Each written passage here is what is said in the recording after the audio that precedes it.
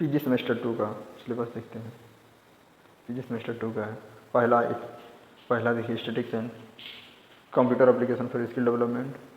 Second है monetary theory. Next है Indian economic policy. Fourth number में theory growth and development. 4 types का हम लोग को चले आगे चल के देखते हैं।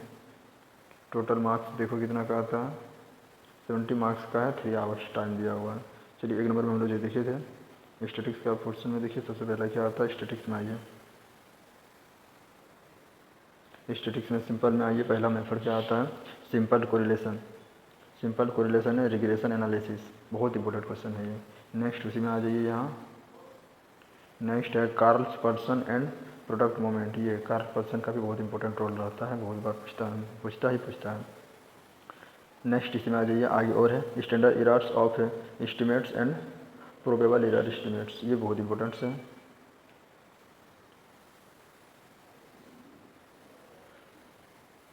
देन आफ्टर सबसे इंपॉर्टेंट है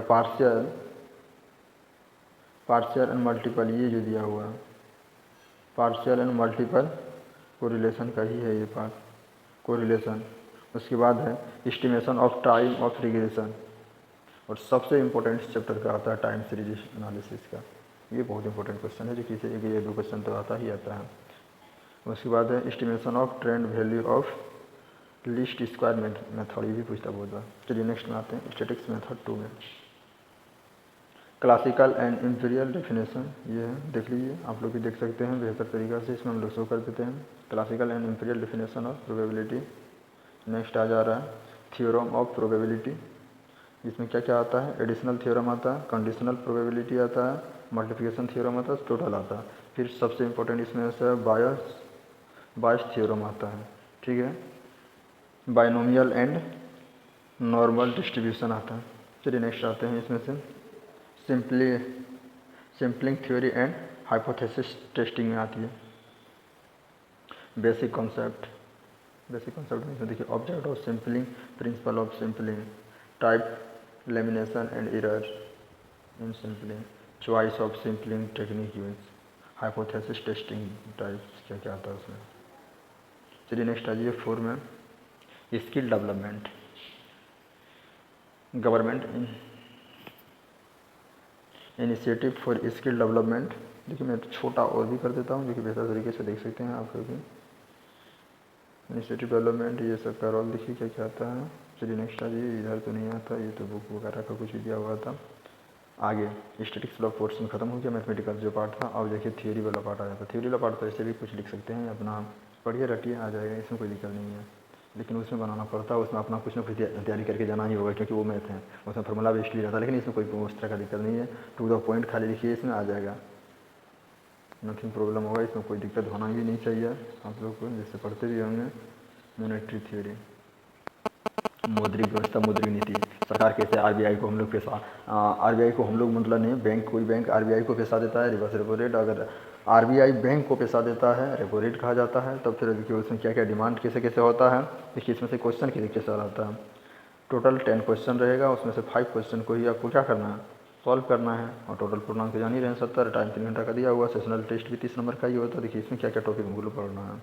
सबसे पहले टॉपिक इसमें देखिए क्या सप्लाई ऑफ मनी, मनी का सप्लाई कैसे करते हैं। तो पता है भारत में मौद्रिक नीति में सप्लाई ऑफ मनी का सप्लाई कैसे होता है, मनी को कहाँ से कौन मतलब जारी कर सकता है, हम लोग कर सकते हैं कि सरकार कर सकता है, सरकार कर सकता है तो उसके लिए क्या रूल रेगुलेशन है, सरकार के भी कुछ नियम कानून होता भी है क्या नहीं होता है। देखिए सबसे पहले क्या approach towards determination of money supply, RBI approach to money supply का ये सब का काम कौन करता है, आरबीआई करता है। चलिए नेक्स्ट आते हैं determinants of money supply, high powers money and money multiplier, control of money supply, policy rate and reverse rate, यही होता है आरबीआई ये सब जारी करता है। देखिए इसके अंतर्गत क्या आता है policy rate and reverse rate.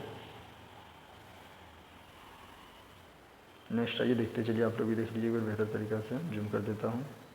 Demand of money का डिमांड हम लोग को क्यों होता है, अर्थव्यवस्था में डिमांड पैसों की ज़रूरत क्यों पड़ता है, उसके लिए बेसिक होती है। Classical approach to demand for money के लिए होता है कुछ सामान ही खरीदूंगा तो उसके लिए कुछ पैसे की ज़रूरत पड़ता है, इसके लिए होता है वही है classical approach to demand for money. Quantity theorem approach इसमें आएगा, काइंडनेस से लिक्विडिटी प्रिफरेंस अप्रोच आएगा, एग्रीगेट डिमांड फॉर मनी आएगा, डेरिवेशन ऑफ LM कर्व आएगा, ये सब देख लीजिए, ये सब होता है। थ्योरी ऑफ इन्फ्लेशन, इन्फ्लेशन में देखिए क्या कहता है, क्लासिकल काइनेशियंस एंड मोनेटरिस्ट अप्रोच, देखिए ये सब है, देखते चलिए आप लोग भी।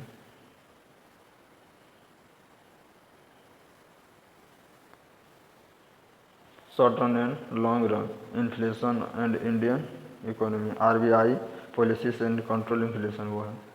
मनी मार्केट, आइए मनी मार्केट में देखते हैं क्या क्या क्वेश्चन आ गया इसमें से। मनी मार्केट में देखिए क्या क्या था, role and structure of money, पैसा का रोल क्या होता है बाजार में, कैसे कैसे होता है, जैसे कि सेबी वगैरह, जैसे हम लोग रेट सुनते हैं कि आज सेबी का में ये क्या क्या चीज़ का रेट कैसे कैसे घटता बढ़ता है, इसका स्ट्रक्चर कैसा रहता है, फंक्शनल एंड इम्पैक्ट क्या क्या पड़ता है, क्या प्रभाव मार्केट पे पड़ता है किसी सामान की वैल्यू बढ़ने से, कैपिटल मार्केट इन इंडिया सब। चलिए आगे देखिए, इंटरनेशनल फाइनेंशियल मार्केट में क्या क्या प्रभाव पड़ता है, कोई भी सामान जैसे भारत का विदेश में भेज रहे हैं तो वहाँ क्या होता है, उसका रेट कभी हाई होता है कभी लो होता है, तो एक्सचेंज रेट भी होता रहता है क्योंकि रेट बदलता रहता है पल भर में। यही तो बाज़ार की खासियत होती है कि रेट कभी भी आज का रेट कल का एक जैसा नहीं हो सकता है।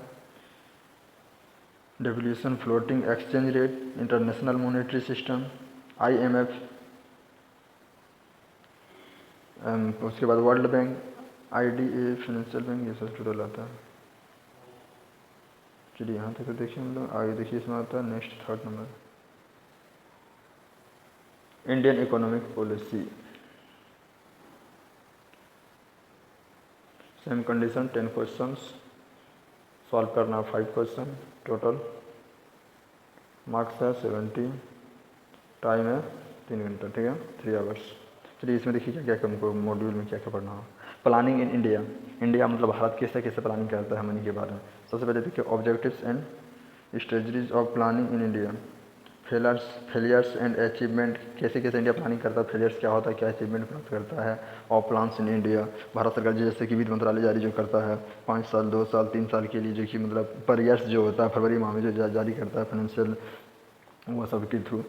इंडियन एग्रीकल्चर, इंडियन एग्रीकल्चर में देखिए nature and role of agriculture, agriculture से किसान से देश से क्या आर्थिक इफेक्ट पड़ता है। पॉलिसीज ऑफ एग्रीकल्चर, एग्रीकल्चर पर कैसे कैसे पॉलिसी लागू करनी चाहिए, जैसे सरकार के लिए MSP MNP वगैरह जो भी रेट होता है, मतलब कि उसको सही दाम पर, उसको सही समय पर सही दाम मिल जाए। Policies for agriculture and rural development, technological change in agriculture, agriculture में भी कुछ टेक्नोलॉजी की आविष्कार करना चाहिए धीरे धीरे। जैसे कि अभी देखिए पहले कि सिर्फ सिंचाई करने की सुविधाओं में कुछ परिवर्तन आ गया, जैसे केमिकल वगैरह, कंपोस्ट वगैरह, जैसे खाद होता है, दवाई होता है छिड़काव के लिए, जैसे मशीनीकरण लाया गया, मशीन से यूज होने लगा, पहले वो सब सिस्टम में बदलाव हो गया। वही कह रहा है टेक्नोलॉजिकल इसमें कुछ लाना चाहिए, चेंज इन एग्रीकल्चर में से कुछ होना चाहिए। अभी भी गाँव देहात में थोड़ा थोड़ा बहुत कम ही मात्रा में टेक्नोलॉजी का यूज कर पा रहा है। एग्रीकल्चर फाइनेंशियल ईयर्स में एग्रीकल्चर के लिए कुछ इस तरह का पहले किया जाना चाहिए, जो कि इतना साल के लिए, मतलब इसको 2 साल में कितना हम डेवलप कर सकते हैं, अचीवमेंट क्या क्या आ सकता है इसमें। Marketing and war housing issue and food security, यानी कि फूड्स वगैरह जैसे भी कोई भी चीज़ रहता है जिसको हम सेफ्टी कैसे दे सकते हैं, जैसे कि अन्न वगैरह का कभी सुखाड़ हो सकता है, कभी बारिश या होने की ज़्यादा से बाढ़ प्रभावित हो जाता है, तो कैसे हम लोग फूड्स को सिक्योर कर सके रख सकते हैं। इंडस्ट्री में आइए, इंडस्ट्री तो हम लोग जानते ही हैं, फैक्ट्री वगैरह जहाँ से सारी वस्तुओं को सही से किया जाता है। इंडस्ट्रियल डेवलपमेंट ड्यूरिंग कब होता है, 5 ईयर्स प्लान, इंडस्ट्री के लिए यानी कि उसके विकास के लिए कितने साल का टाइम दिया जाता है, 5 साल का डेवलप की, तो 5 साल में डेवलप के लिए कैसे कैसे एक कोई कंपनी में कितना स्टाफ होगा, कर्मचारी होगा, उसमें क्या क्या प्रोडक्ट कैसे किस मात्रा में इंट्रोड्यूट करने जो कितना हो सकते हैं।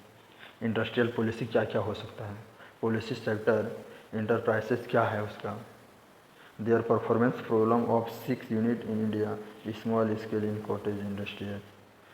उसके बाद देखिए एक्सटर्नल सेक्टर, इंडिया से बाहर में क्या क्या होता है, या बाहर से जैसे Indian foreign trade, new trade policy में जैसे कि विदेश नीति कैसे कैसे लागू किया जा सकता है, जो कि ग्लोबलाइजेशन वगैरह के लिए क्या इम्पैक्ट पड़े, मतलब देश पर क्या ग्लोबलाइजेशन लागू करने से क्या इम्पैक्ट पड़ सकता है ना। WTO वर्ल्ड ट्रेड ऑर्गेनाइजेशन वगैरह इम्पैक्ट। चलिए नेक्स्ट आते हैं, सेमेस्टर 2 का ये लास्ट पोर्शन में आता है, theory of growth and development. वृद्धि और विकास कैसे किया जा सकता है? देश के हित के लिए हम लोग वृद्धि इकोनॉमिक के तौर पे हम लोग कहा जा सकता है कि वृद्धि क्या रेट रहा था, वृद्धि कैसे हुआ था, वृद्धि हुआ तो वृद्धि के साथ साथ उसमें विकास कितना हुआ, डेवलपमेंट उसमें कितना देखा गया। वृद्धि तो एक तरीके से होता है, डेवलपमेंट तो पूरी तरीके से होता है। इसमें भी देखिए टोटल 10 क्वेश्चन हैं, 5 क्वेश्चन सॉल्व करना है, जिसमें कि टोटल फुल मार्क्स कितना है, 70 मार्क्स का है, टाइम 3 आवर्स है। चलिए 1 नंबर में के देखते हैं, classical theory of development, development के बारे में। 1 नंबर देखिए थ्योरी ऑफ डेवलपमेंट, डेवलपमेंट का थ्योरी क्या क्या हो सकता है, classical theory of development, contribution of Adam Smith and रिकार्डो, ये सब देखिए बहुत इंपॉर्टेंट है इकोनॉमिस्ट में, जो इकोनॉमी वाले में जो होता है, Adam Smith, Ricardo, Karl Marx, ये सब जो होता है बहुत इंपॉर्टेंट है। ये सब का क्या क्या थ्योरी है, ये सब तो बहुत ही इंपॉर्टेंट है, जो कि ये सब का थ्योरी तो करना ही करना है, ये 3 महानुभावों का। चलिए नेक्स्ट आते हैं इकोनॉमिक ग्रोथ। फर्स्ट में economic growth and development, economy का ग्रोथ एंड डेवलपमेंट कैसे कैसे हुआ, फैक्टर इफेक्टिंग इकोनॉमी क्या क्या रहा, ग्रोथ ये कैपिटल में क्या हुआ, लेबर एंड टेक्नोलॉजी में क्या क्या हुआ, new classical growth model, solo, ये सब करना है। चलिए नेक्स्ट आते हैं थर्ड में economic growth to technological process, technological process मतलब प्रोसेस लगाने से क्या क्या परिवर्तन होता है, embodied and disembodied product वगैरह क्या क्या होता है, जिससे इसमें ग्रोथ क्या क्या है, growth model of Higgs and Koller, Higgs and Koller का ये सब का देखिए क्या क्या रहा, गोल्डन राइस, जो कि फिलीपींस वगैरह जो था भी बैन हो चुका है। गोल्डन राइस में कौन सी विटामिन होता है, विटामिन नहीं पाया जाता है, उसके लिए क्या क्या प्रभावित हुआ, कैसे हुआ, social and institutional expect of development, social institutional except of development, इसका देखिए क्या था, absolute and relatives, absolute and relatives क्या क्या कैसे प्रभावित होता है एक दूसरे की, काउजेंस एलिविएशन, कारण क्या था, इफेक्ट कैसे डाल रहा था गरीबी पर, गरीबी से क्या क्या इफेक्ट होता है, गरीबी होने से क्या हमारे देश पर इफेक्ट होता है, पॉवर्टी में इकोनॉमी रेट बहुत ज़्यादा कम होता है, मानव का ह्यूमन डेवलपमेंट या हेल्थ वेल्थ ये सब की क्या होता है, लो पोजीशन होता है, एजुकेशन सिक्योरिटी ये सब बहुत कम होता है, बहुत कम मात्रा में होता है। ये सब के लिए इम्प्रूव करने के लिए कैसे कैसे पॉलिसी कर सकते हैं, चलिए देख लीजिए एक बार। नेक्स्ट आ सकते हैं partial theory of growth and development, growth and development का पार्शियल थ्योरी, ये तो इम्पोर्टेंट है ही, partial theory growth and development का देखिए, विकियस साइकिल ऑफ पॉवर्टी के बारे में आइए, circular causation, unlimited supply of labour, big push, ये सब के देखिए, balance and unbalance growth and critical minimum effect theorem, ये सब के बारे में तो होता ही है। चलिए नेक्स्ट, तो थैंक्स दोस्त, आज हम लोग सेकंड सेमेस्टर का सिलेबस को कवर किए हैं। नेक्स्ट वीडियो में देखते हैं हम लोग इसका प्रीवियस ईयर क्वेश्चन कैसा कैसा रहता था।